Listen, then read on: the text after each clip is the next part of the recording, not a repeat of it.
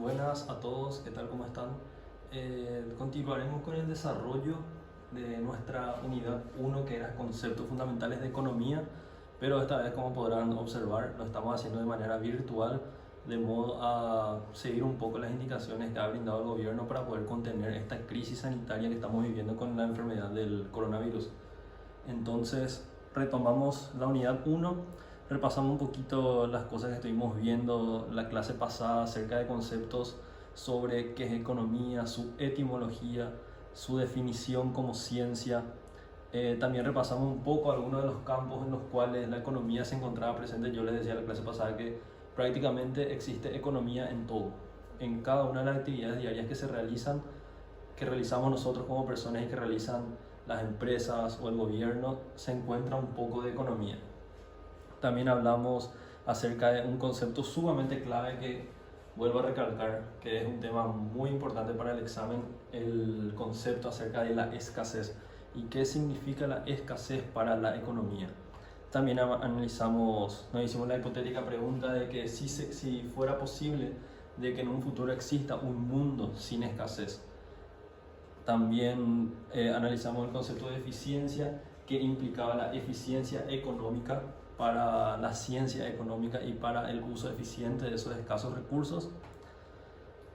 También vimos las áreas de estudio principales de la economía, como son la microeconomía y la macroeconomía. Acuérdense que siempre que ustedes piensen en un concepto de microeconomía, se refiere a algo que es pequeño, algo que es estrecho. Entonces, justamente en la microeconomía, repasando, ¿verdad?, es la ciencia, el área de la economía que se encarga del estudio de las entidades individuales, como lo son los mercados, las empresas, los hogares o consumidores, como lo somos nosotros. También repasamos la macroeconomía, que era el segundo área de estudio de la economía y se encargaba más bien de los aspectos generales, desempeño general de la economía. Cuando piensen en lo que es la macroeconomía, acuérdense de macro como algo grande, algo que abarca muchos aspectos, y micro como algo pequeño, que se refiere más bien a entidades individuales, como lo somos los consumidores, empresas, mercados, etc. Vimos también una parte de los enfoques de la economía, tanto como el enfoque positivo y el enfoque normativo. Esta es una diferencia que van a encontrar muchos en el libro de Paul Samuelson, que es la bibliografía básica de esta materia.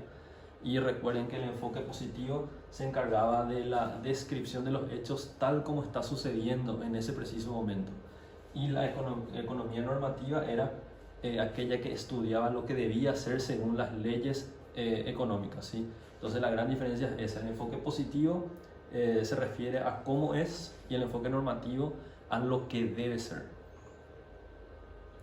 Y habíamos llegado hasta esta diapositiva, que era sobre los problemas en la organización económica. Como ustedes saben, emprender, realizar un negocio o tomar decisiones económicas en altos niveles de gobierno comprende una serie de problemas dentro de esa organización. Y cuando pensamos en esos problemas, la ciencia económica los simplifica y los agrupa en tres áreas principales. Estas tres áreas de problemas, cambio el marcador, son el qué producir, el cómo producir y el para quién producir. Imagínense, como yo siempre les digo ahora como futuros administradores que pueden ser emprendedores y tener su propio negocio, imagínense qué es lo que debemos preguntarnos antes de emprender. Yo tengo que tener una idea de negocio, tengo que tener algo que yo quiero ofrecer al mercado. Entonces, cuando yo me hago esa pregunta de ¿qué será que necesita el mercado? ¿Qué será que mi empresa, qué será que mi emprendimiento puede ofrecer al mercado? Yo estoy enfocándome en el qué producir.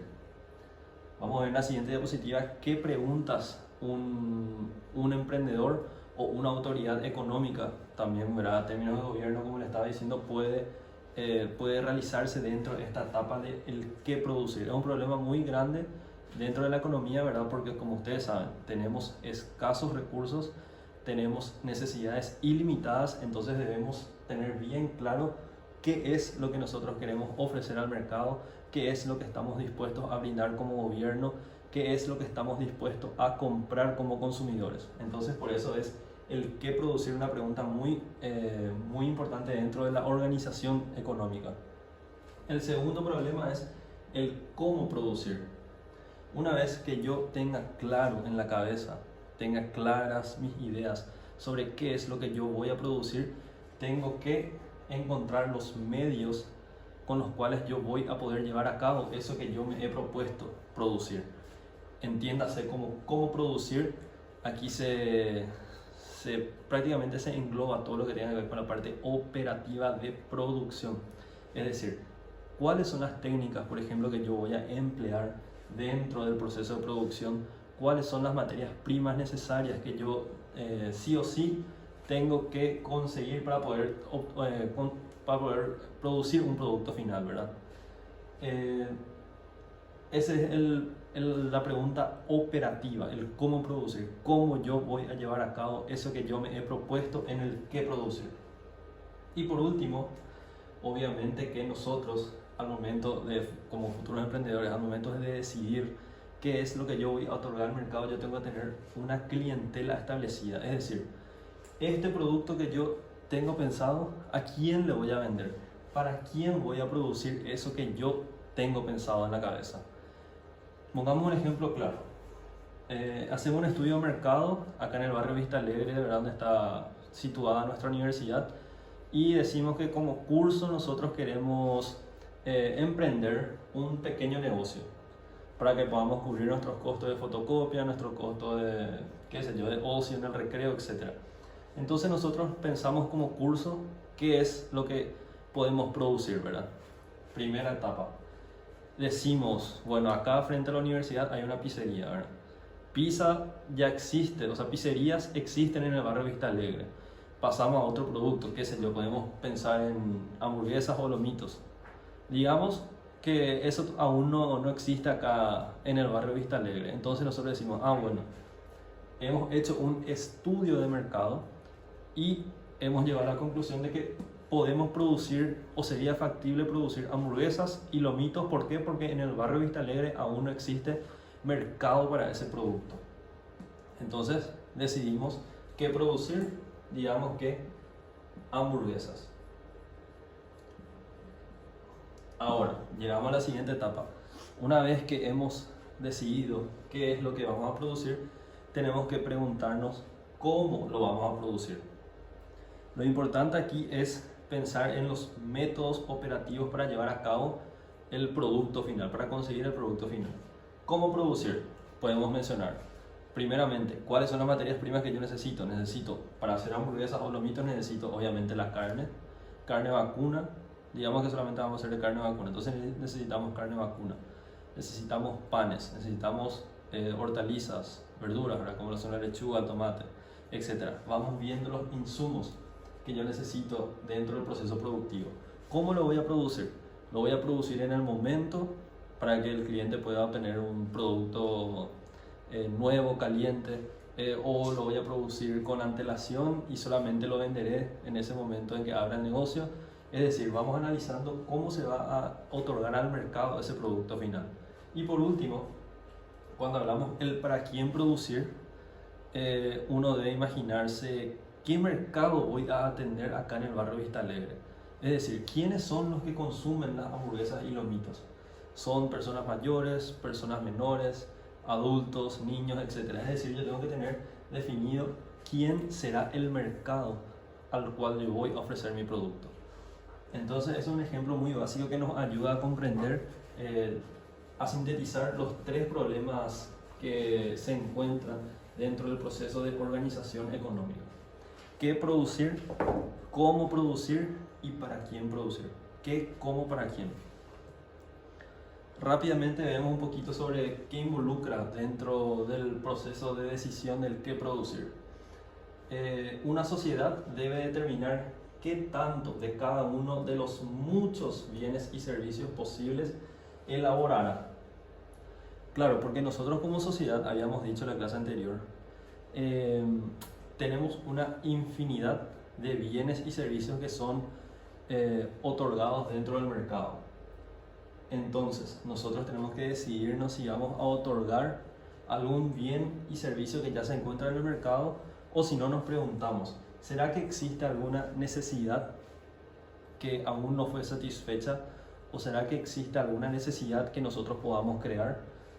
Yo pienso en el ejemplo de Steve Jobs, ¿verdad? El fundador de la compañía Apple, de la compañía americana, y él fue un visionario que creó la necesidad en los consumidores. Antes yo creo que ninguna persona en la década del 2000, los principios del año 2000, ¿verdad? Nadie necesitaba tener un teléfono Apple o una computadora Mac, ¿verdad? Pero hoy en día esa necesidad se creó. Entonces, tenemos que pensar, ¿verdad? ¿Ofreceremos un producto que ya se encuentra dentro del mercado o seremos visionarios y crearemos la necesidad en el consumidor? Por ejemplo, dentro del proceso productivo de Paraguay, nosotros pensamos la economía paraguaya, concebimos la economía paraguaya como una economía agrícola y ganadera. Entonces, dentro del proceso de producción de un agricultor o de una empresa agrícola, ¿verdad? Nos vamos a decidir y nos vamos a preguntar qué productos ofreceremos, ¿verdad? Entonces, por ejemplo, para el caso de Paraguay sería, ¿qué sembraremos este año, ¿verdad? ¿Qué cultivos priorizaremos? ¿Será la soja? ¿Será el maíz? ¿Será el algodón? Es decir, ¿qué nosotros vamos a cultivar? ¿Qué producimos? ¿Qué cantidad de soja queremos producir? ¿Cuántas toneladas queremos producir al final de año, ¿verdad? Una vez que nos hayamos decidido, por ejemplo, decimos vamos a producir soja. Soja es lo que mejor nos va, ¿verdad? Entonces producimos soja y nos preguntamos qué cantidad de soja queremos producir a fin de año, ¿verdad? Y cuáles industrias potenciaremos dentro del mercado de la soja, ¿verdad? Porque ustedes saben que no solamente la soja nosotros podemos exportar los granos, sino que parte ya podemos industrializar y convertirlos en harina de soja, aceite de soja, etc. Entonces, potenciaremos algunas de esas industrias o simplemente nos centraremos en la exportación de granos. Entonces, esas preguntas, por ejemplo, caben para el caso paraguayo, en el que nuestra economía es agrodependiente y, como ustedes saben, somos muy buenos productores de soja, maíz, trigo, etc. También pasa lo mismo con la parte del sector agro, ¿verdad? Que es la carne vacuna. Entonces nosotros, como economía paraguaya, todos los años nos preguntamos qué es lo que vamos a producir. Segunda pregunta, segundo momento, ¿cómo vamos a producir eso que hemos decidido, ¿verdad? Y dice la teoría que una sociedad debe determinar quién se encargará de la producción, con qué recursos y las técnicas de producción que utilizarán. Esto es muy importante, ¿verdad? Determinar los roles dentro del proceso productivo, ¿verdad? Dentro de lo que implica la producción del producto final. Entonces, ¿qué hará cada uno, ¿verdad? ¿Cómo se trabajará? ¿Qué métodos utilizaremos? ¿Qué etapas de producción vamos a estar respetando? Por ejemplo, en el caso de la soja, ¿verdad? Etapa de siembra, etapa de riego, etapa de fertilización, etapa de cosecha, etc. Es decir, que cada etapa debe estar bien definida para que nosotros podamos tener una guía de cómo se llevará a cabo la producción. También determinar, obviamente, con qué recursos. Todo negocio prospera si existen recursos. Entonces, ¿cómo distribuiremos esos recursos en cada una de las etapas, ¿verdad? Y qué técnicas utilizaremos dentro de la producción. Muy importante es en el sentido de poder ser productivos, porque un concepto que nosotros habíamos visto en la clase pasada era el de productividad. Entonces, ¿qué técnicas potenciarán mi negocio? ¿Qué técnicas harán que yo produzca mejor y que yo produzca más? Y para el caso de la soja del Paraguay, ¿verdad? Que estábamos mencionando que nos hemos decidido como economía a producir soja para el año que viene, ¿verdad? Entonces, ¿cómo vamos a producir esa soja? ¿Cómo sembraremos este año? ¿Cuántas hectáreas vamos a destinar? Es decir, si el Paraguay tiene X cantidad de hectáreas, ¿cuántas serán destinadas al cultivo de la soja? ¿Cuál técnica de cultivo utilizaremos? Utilizaremos la técnica tradicional de cultivo, nos enfocaremos hacia la agricultura mecanizada, que nos brinda un rendimiento mayor por hectárea, etc. Nosotros tenemos que decidir cuál técnica de producción va a ser la que llevaremos a cabo, o la que utilizaremos, ¿verdad? Para la producción de la soja. ¿Quién se dedicará a producir? ¿Qué sector emplearemos? ¿Emplearemos a las familias campesinas? ¿Emplearemos a los agricultores, pequeños agricultores? No emplearemos tanto porque vamos a mecanizar el proceso, etc. Nosotros tenemos que decidir quién va a estar trabajando, ¿verdad? Y por último, como les había dicho, qué tecnología aplicaremos, ¿verdad? Que habla más sobre el proceso productivo. Entonces, una vez que hayamos decidido el producto, pasamos a decidir las técnicas y por último decidimos a quién vamos a vender, ¿verdad? Lo que llevamos a cabo, lo que produjimos. Una sociedad debe determinar cuál es su propósito de producción, ¿verdad? Deberá determinar su mercado objetivo, como le había dicho ya hace rato, ¿verdad? Y así como quién obtendrá los frutos y beneficios de la actividad económica. Cuando hablamos de mercado objetivo, nos referimos al segmento de mercado al cual nosotros queremos satisfacer. Por ejemplo, en el caso de Paraguay, que estábamos hablando de que ya decidimos producir soja, de que decidimos utilizar las técnicas de mecanización para lograr mayor rendimiento por hectárea, y ahora nos llega el momento de decidir a quién le vamos a vender la soja que nosotros producimos. Dice, ¿cuál será nuestro principal mercado? ¿Exportaremos a China? ¿Exportaremos a Brasil? ¿Exportaremos a algún país de la Unión Europea? Etcétera. Nosotros como país decidimos cuál será nuestro mercado. ¿A quién venderemos nuestra producción, verdad? Lo que habíamos dicho. ¿Y quién obtendrá los mayores beneficios del negocio? Es decir, ¿quién va a ganar? ¿Va a ganar el pequeño agricultor? ¿Va a ganar la familia campesina? ¿Va a ganar la gran empresa sojera? ¿Va a ganar el productor sojero? ¿Va a ganar el dueño de las tierras? ¿Quién es el que va a ganar? ¿O cómo distribuiremos esas ganancias, verdad? ¿Cuánto de esas ganancias se va a destinar al pago de impuestos, etcétera? Y acá hay un pequeño gráfico que van a poder ver bien en la presentación ahora cuando la revisen. Pueden ver que Paraguay es un gran exportador mundial de alimentos, ¿verdad? Como ustedes saben, somos nosotros un país que se especializa en la producción de alimentos. Entonces, por ejemplo, somos primero en producción de, creo que es stevia, no, si no me equivoco, de azúcar orgánica, ¿verdad? De la caña de azúcar.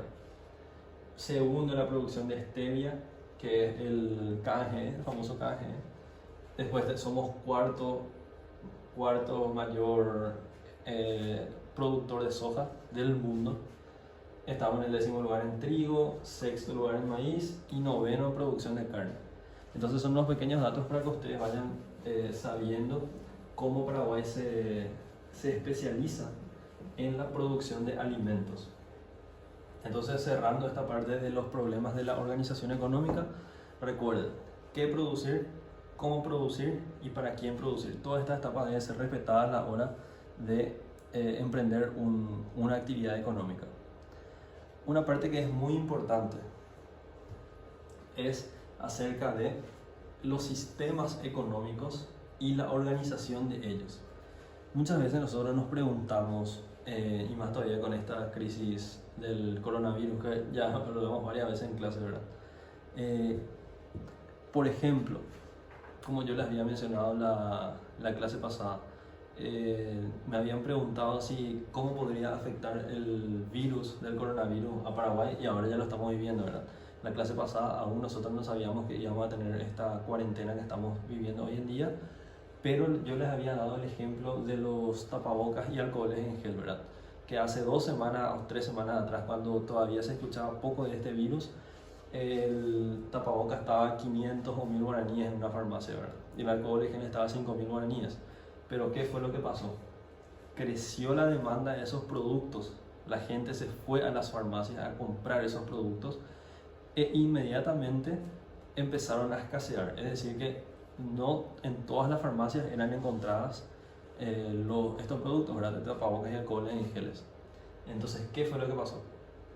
El mercado, el mecanismo de mercado, a través de la oferta y la demanda, que vamos a ver más adelante en la unidad 2, ¿verdad? Cómo funciona eso, cómo se determina, hizo que el precio de estos productos, de tapabocas y de alcoholes en gel, se disparara.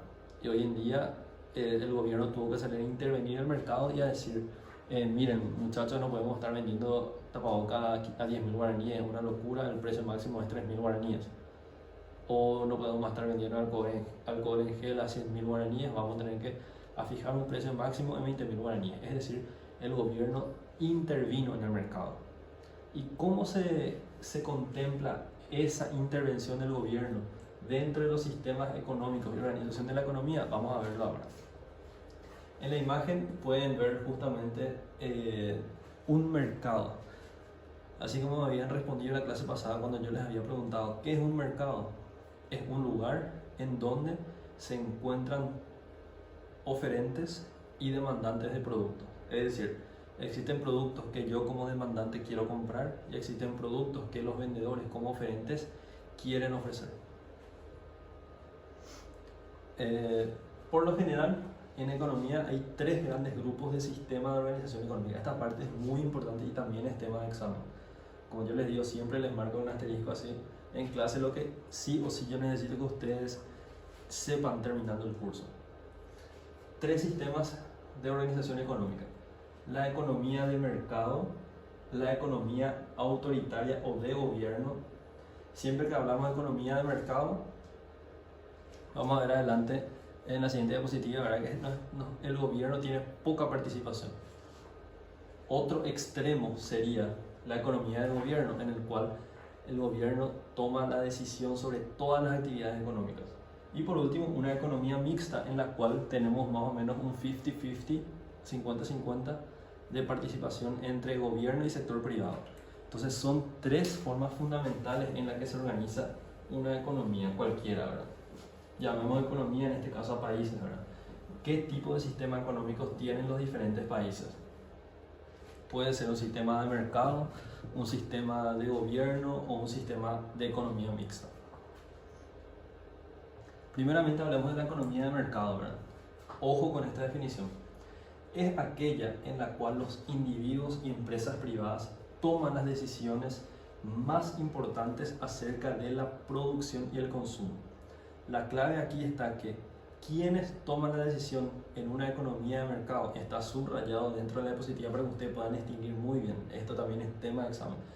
En una economía de mercado, ¿quiénes son los que toman las decisiones económicas acerca de producción y consumo? Son los individuos y son las empresas privadas, o sea, el sector privado, en síntesis. Dentro de una economía de mercado, el gobierno no se mete. Todo queda decidido por las fuerzas de la oferta y la demanda, y las decisiones más importantes son tomadas por los individuos y las empresas privadas. Muy importante que sepan esto. A modo de complementar, las empresas producen las mercancías que generan las máximas utilidades. O sea, las empresas producen el qué, ¿verdad? Con las técnicas de producción que resultan menos costosas, el cómo producen, ¿verdad? Y por último, el consumo está determinado por la decisión de los individuos respecto a cómo gastar su renta, es decir, para quién. La idea clave acá es que dentro de una economía de mercado, las decisiones más importantes las toman el sector privado. Economía de mercado, sinónimo de sector privado. Un país que es ejemplo en lo que se refiere a economía de mercado es Estados Unidos. En Estados Unidos ustedes saben que la idea de la producción y el consumo queda determinado por el sector privado, en su gran mayoría. Aunque con este gobierno de Donald Trump medio que ese liberalismo económico queda un poquito más rezagado hacia una economía mixta, ¿verdad? Pero Estados Unidos, dentro de la concepción orgánica así de su economía, es una economía de mercado. Otro ejemplo sería el país del Reino Unido, ¿verdad? El Reino Unido también se destaca por ser una economía de mercado. Y por último, Francia. Francia también es otro país que se destaca por ser una economía de mercado en la cual la oferta y la demanda son las que determinan precios. Ahora veremos un poco sobre el segundo tipo de organización económica, que es la economía autoritaria o economía de gobierno. Si en la economía de mercado las decisiones de producción y consumo eran tomadas por el sector privado, en esta economía autoritaria de gobierno las decisiones son tomadas por el gobierno, como su nombre lo dice. como le estaba diciendo recién, ¿verdad? El gobierno toma las decisiones importantes acerca de la producción y el consumo. Producción, consumo y distribución también en este caso, ¿verdad? Es decir, el gobierno decide prácticamente todo. El sector privado no toma decisiones y el gobierno impone precios, impone cuotas de producción, impone mecanismos de distribución de esos productos, etc. En pocas palabras, en una economía autoritaria, el gobierno responde a las principales cuestiones. O sea, el gobierno responde el qué producir, el gobierno responde el cómo producir y también el gobierno va a responder el para quién producir. Entonces, también tema de examen esto. Dentro de la economía autoritaria, podemos decir que sinónimo de economía autoritaria es gobierno. Economía de mercado, sinónimo es el sector privado. Ejemplo, China. China continental, estamos hablando de China continental. China continental es una economía netamente de gobierno. ¿Por qué? Porque el gobierno decide, ¿verdad?, sobre las cuestiones de la organización económica. El gobierno decide qué, cómo y para quién producir. También otro ejemplo es Cuba. Cuba es otro país del mundo en el cual el gobierno decide sobre las principales cuestiones de organización económica. China y Cuba, ejemplos de sistema de organización de gobierno. Y por último tenemos lo que es una economía mixta. Su nombre más o menos les tiene que dar la intuición de que cuando hablamos de economía mixta nos estamos refiriendo a una mezcla que se pueda dar entre decisiones que toma el sector privado y decisiones que toma el gobierno. Es decir, que las decisiones económicas acerca de la producción, distribución y consumo son tomados conjuntamente entre el sector privado y el gobierno. Una cosa que es muy importante acotar acá es que ninguna sociedad contemporánea, ninguna economía hoy en día, aparte de las que yo he mencionado como ejemplo, encaja perfectamente dentro de las categorías extremas. Claro, porque en un extremo tenemos el sector privado que decide prácticamente por todo el sistema económico y en otro extremo tenemos al gobierno. Pero en el medio de esos extremos tenemos a la economía mixta, ¿verdad? Y lo que dice este enunciado es que hoy es muy difícil que los países se ubiquen dentro de los extremos de economía de mercado o de economía de gobierno.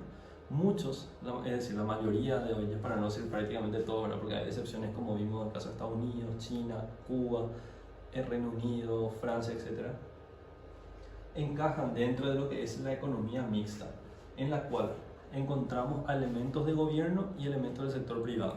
Y si nos fijamos en la cantidad de países que se encuentran dentro de la categoría de economía mixta, son muchísimas. Y acá pueden observar que Paraguay es un país que se caracteriza por tener un sistema de organización de economía mixta. Es decir, el sector privado trabaja con el gobierno para poder llevar a cabo las decisiones de el qué producir, el cómo producir y para quién producir. Muy importante entonces esta parte de la unidad, ¿verdad?, que se refiere a los sistemas de organización económica. Acuérdense, economía de mercado es sinónimo de sector privado.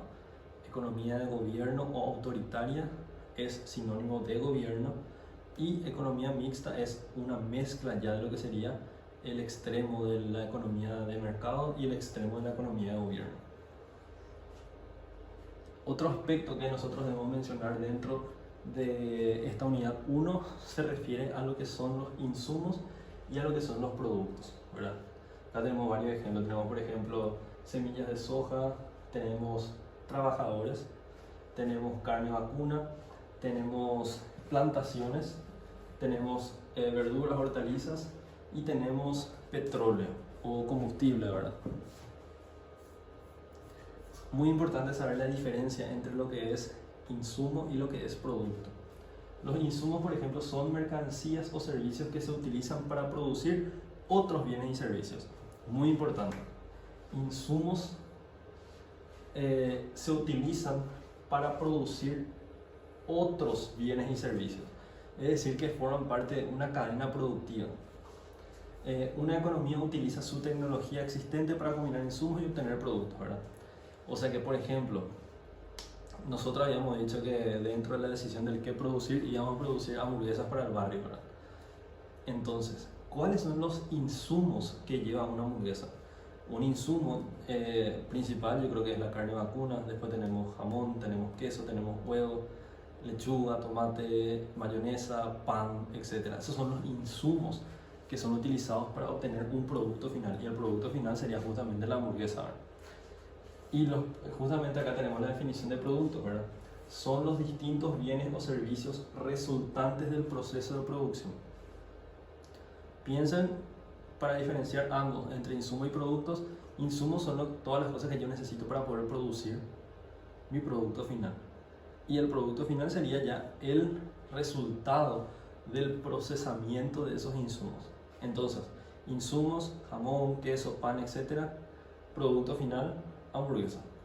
Eso es muy importante para que nosotros sepamos diferenciar, ¿verdad? También este es un tema muy importante para el examen, y yo necesito que ustedes puedan diferenciar lo que es un insumo de un producto. Siguiendo, en economía, ustedes saben que nosotros tratamos con todos los productos que son bienes y servicios que están circulando en el mercado. Pero para poder obtener esos productos y esos bienes y servicios finales, nosotros tenemos que haber visto cuáles son los insumos que necesitamos para poder producir eso, ¿verdad? Y dentro de esos insumos en economía hay 3 clasificaciones muy importantes. Tenemos primeramente el insumo o factor productivo tierra. La tierra hace referencia a todos los recursos naturales que nosotros podemos obtener justamente de la naturaleza, ¿verdad? Representa el regalo de la naturaleza.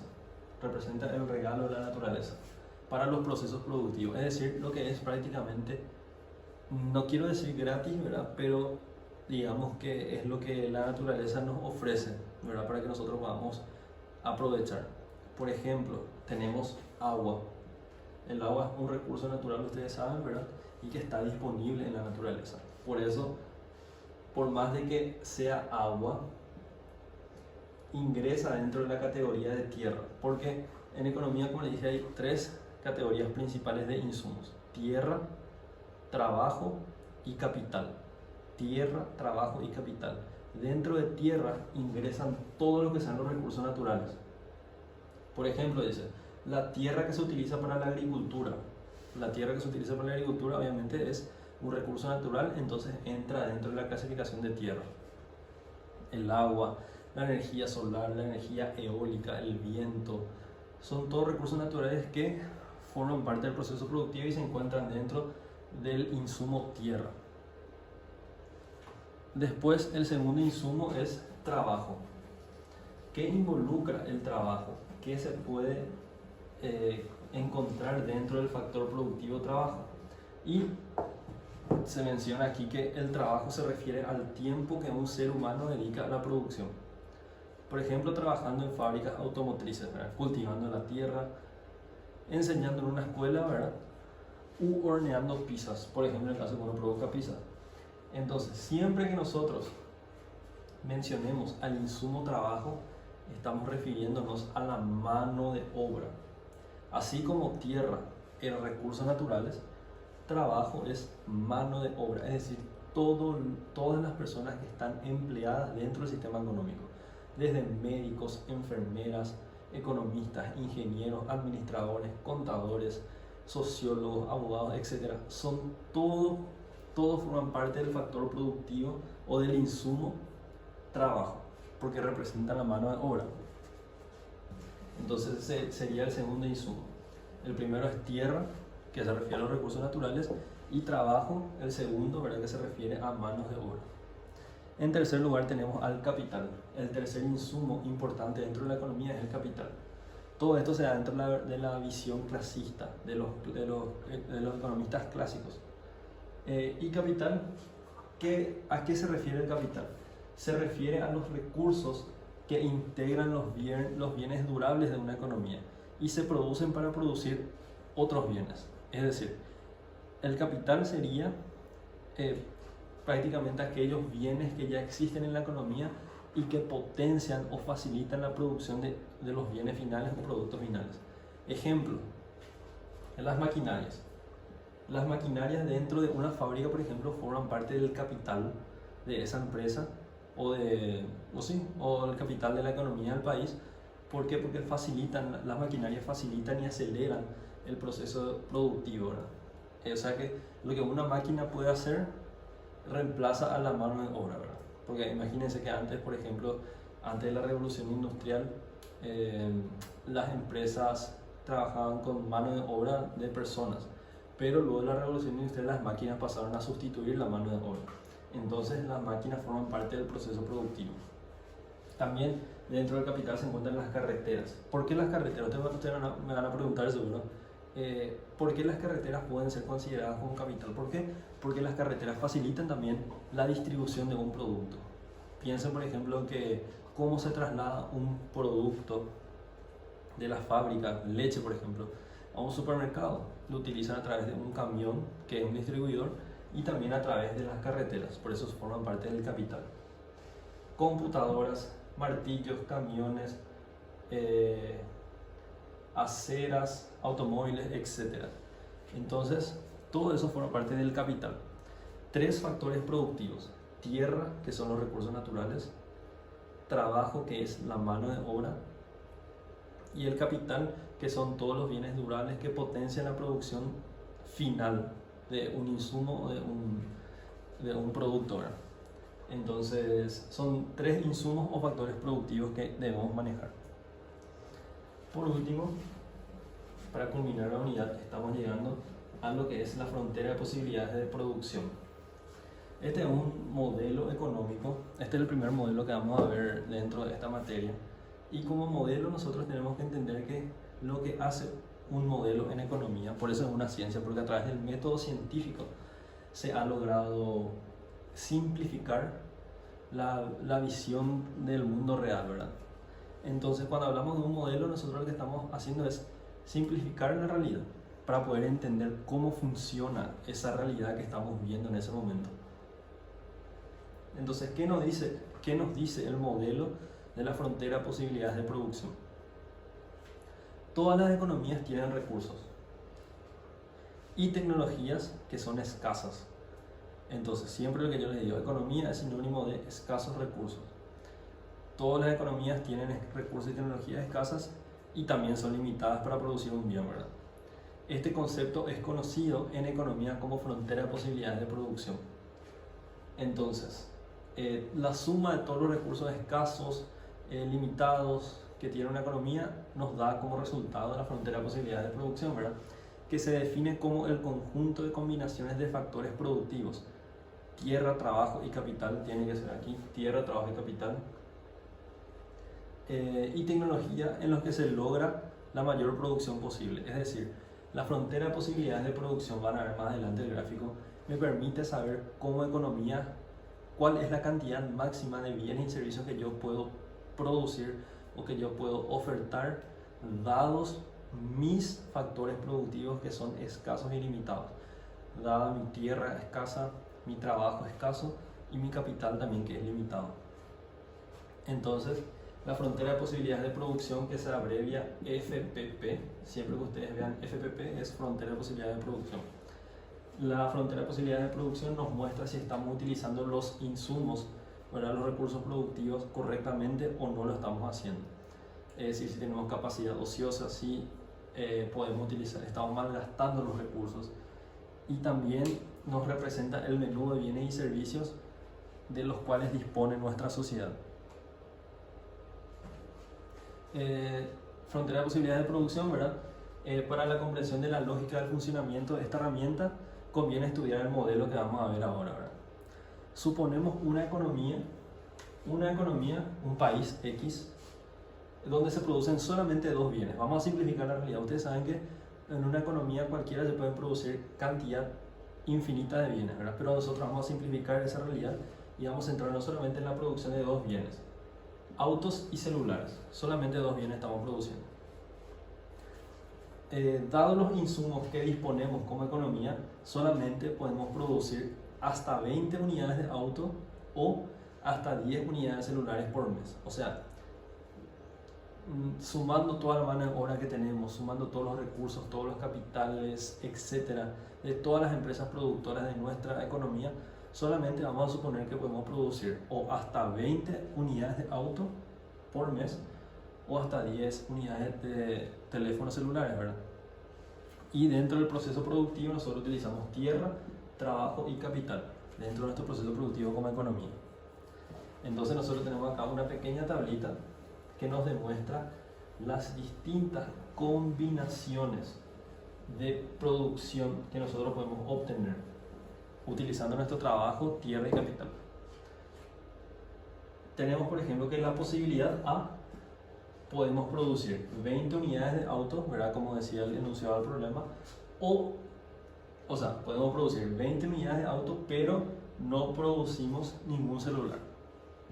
La alternativa B, podemos producir 5 autos y podemos producir 2 celulares, es decir, van a ver algo enseguida.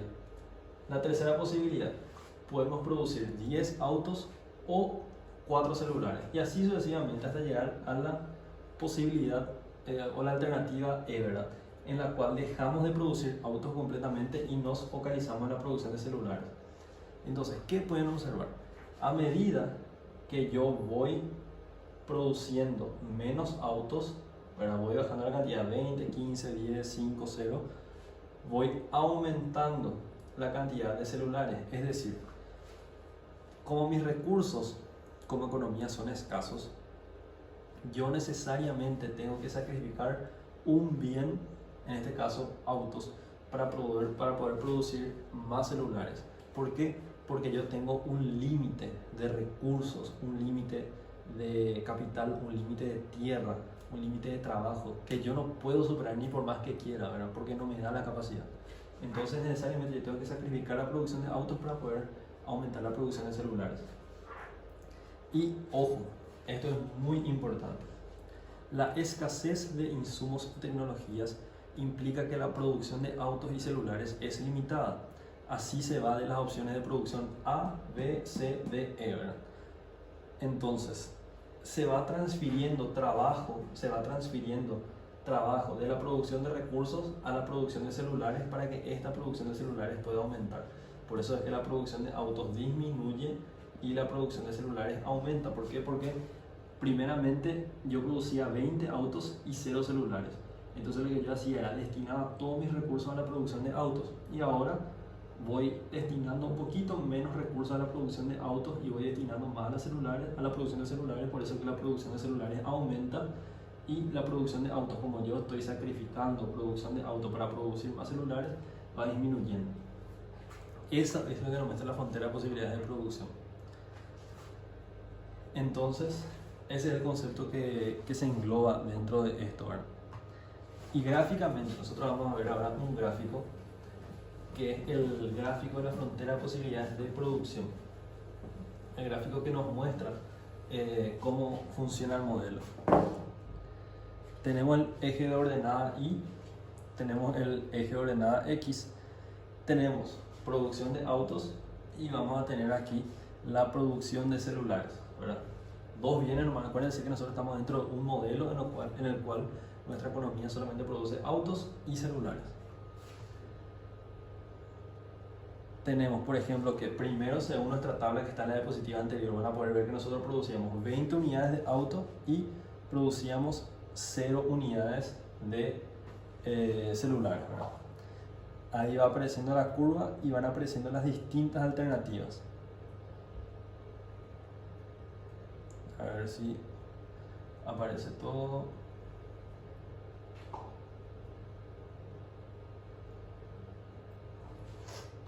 Esto es lo más importante, ¿verdad? Nosotros la primera alternativa que teníamos era producir 20 autos y producir 0 celulares. Entonces, aquí se encuentra el primer punto A, porque nosotros producíamos 20 autos, 0 celulares. Después decíamos, vamos a incrementar la producción de celulares, pero para yo poder incrementar la producción de celulares necesariamente debía sacrificar la producción de autos, es decir, la producción de autos debía disminuir. ¿Por qué sucedía esto? Porque mis recursos eran escasos. Entonces producía ahora 15 autos, ¿verdad? Y podía producir hasta 2 unidades de celulares. Después sacrifico aún más la producción de autos porque me va mejor con la producción de celulares, ¿verdad? Produzco solamente ya 10 autos y con esto puedo producir 4 celulares, el punto C. La alternativa D era cuando yo producía 5 autos y aumentaba mi producción de celulares a 7. Y la alternativa E era en la cual yo producía 10 celulares y yo dejaba de producir autos.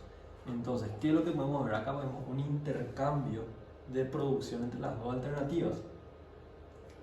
Todos estos puntos A, B, C, D y E, que son las alternativas de producción, son puntos eficientes. ¿Por qué quiere decir puntos eficientes? ¿Por qué son puntos eficientes? Son puntos eficientes porque yo destino la producción yo destino mis recursos a la producción de esos bienes sin malgastarlos o sin subutilizarlos. Entonces por eso son puntos eficientes. ¿Por qué? Porque se encuentran sobre la curva. Ahora, si yo borro esto que hice, ¿verdad? Les voy a mostrar. Si yo, por ejemplo, me encuentro produciendo como economía dentro del punto F, que es un punto, como ustedes pueden ver, que se encuentra por debajo de la curva.